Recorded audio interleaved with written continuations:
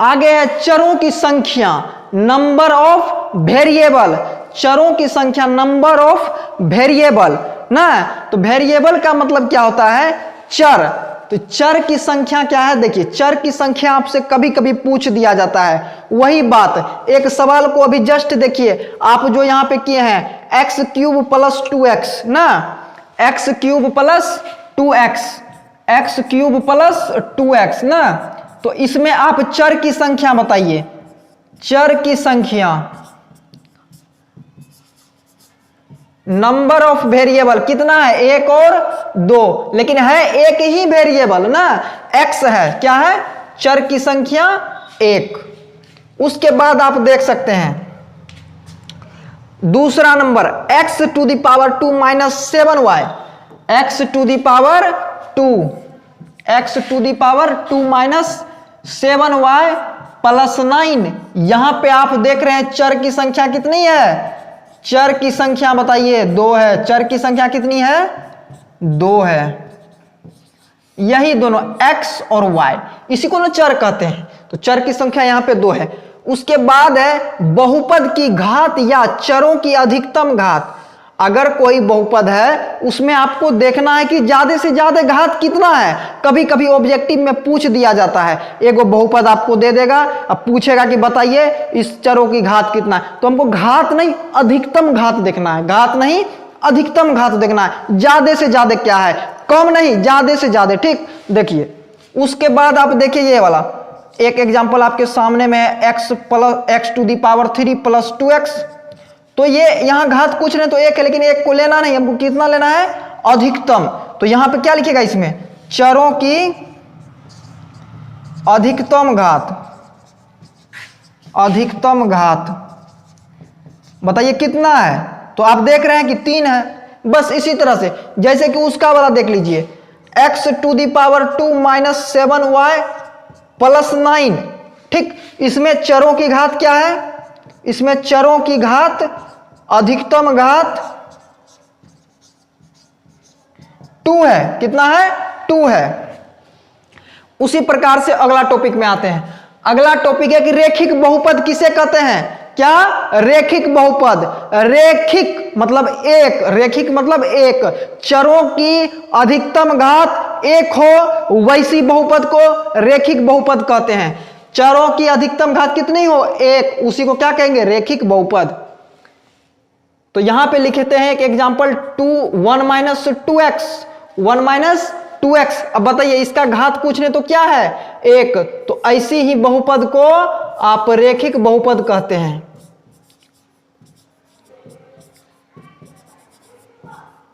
उसके बाद आप नेक्स्ट पॉइंट देखिए, और रेखिक बहुपद को इंग्लिश में लीनियर पॉलिनोमियल कहते हैं। क्या कहते हैं, लीनियर पॉलिनोमियल, ठीक।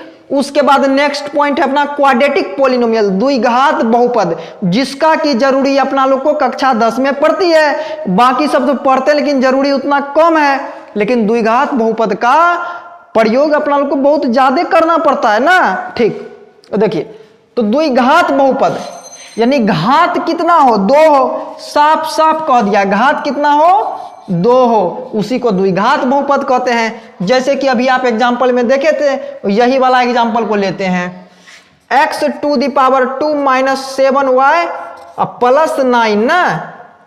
तो इसमें आप देख रहे हैं जिसकी घात अधिकतम 2 हो वैसे ही बहुपद को आप क्या कहिएगा, द्विघात बहुपद, इंग्लिश में कहिएगा क्वाड्रेटिक पॉलिनोमियल। समझ में आ रहा है तो बोलिए हाँ, ठीक। उसके बाद है त्रिघात बहुपद।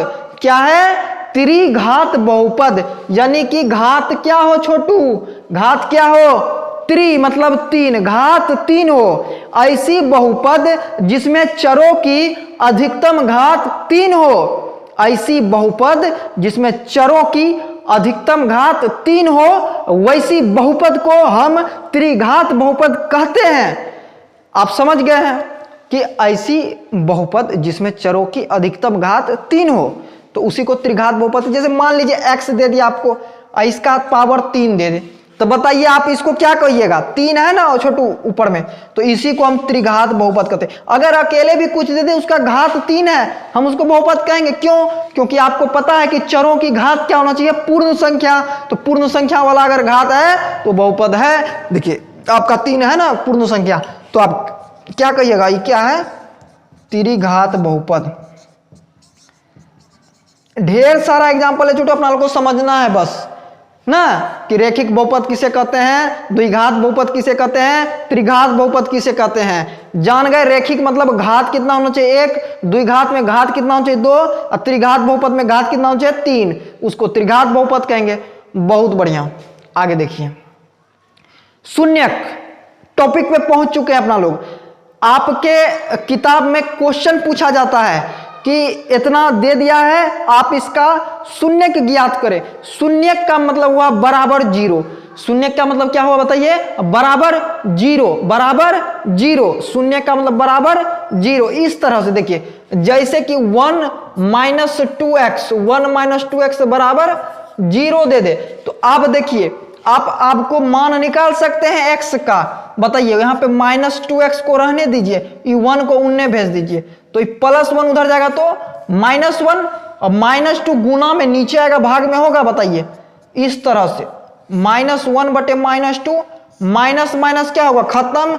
x बराबर क्या है आपका 1/2। तो इसी को कहते हैं छोटू शून्यक।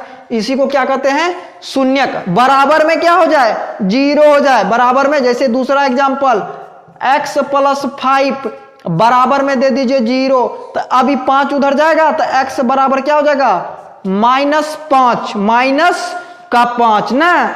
तो ये बराबर में जो 0 हो जाता है ना, तो अपना लोग का x y सब का मान मिल जाता है, तो उसी को कहते हैं शून्यक। इसी को क्या कहते हैं, शून्यक। कोई दिक्कत, आगे देखते हैं। आगे यह आपका है सवाल। सवाल यह है कि इसका शून्यक ज्ञात करना है। इसका शून्यक ज्ञात करना है, तो देखिए शून्यक इसका ज्ञात कैसे करते हैं। इसमें गुणनखंड वगैरह करना पड़ता है। देखिए तो यह जो सवाल है, इसमें सबसे पहले अपना लोग बगल वाला का गुणा करेंगे। तो x⁴ इंटू बगल वाला देखिए क्या है 10, तो आपका क्या आएगा 10x²। बोलिए कोई दिक्कत नहीं सर, ठीक। अब देखिए बीच में क्या है 7x, क्या है 7x। यहां पे रूल को समझिए, 7x अपना लोग को जोड़ने या घटाने पे पुराना है, और उसी को गुना करने पे बगल वाला के गुना के बराबर होना चाहिए। समझिए फिर से, इसको ऐसा चीज से पुराना है आपको कि जोड़ने या घटाने पे 7x पुर जाए, और उसी को गुना करने पे आपके 10x² हो जाए।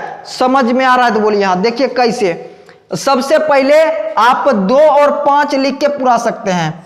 तो ऐसे लिख सकते हैं 2x + 5x। बताइए 7x पूरेगा कि नहीं।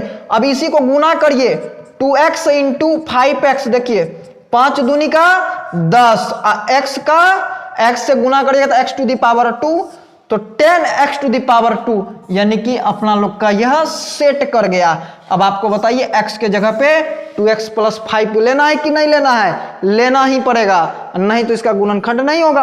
अब देखिए तो यहां पे आप क्या लिखिएगा, x⁴ + 2x + 5x + 10। अब बताइए 7x के जगह पे क्या लिए हैं आप, 2x + 5, 2x + 5।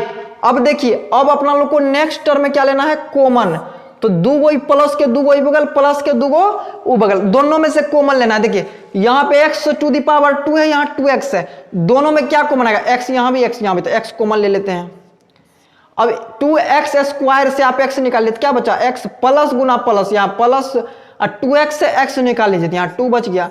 जब भी कॉमन लेते तो गुना करके। अगर किसी बच्चा को कॉमन लेने के लिए नहीं आता है तो हमें कमेंट में लिखिए, कॉमन लेने के लिए एक बेसिक सा वीडियो बना देंगे, ठीक, ओके।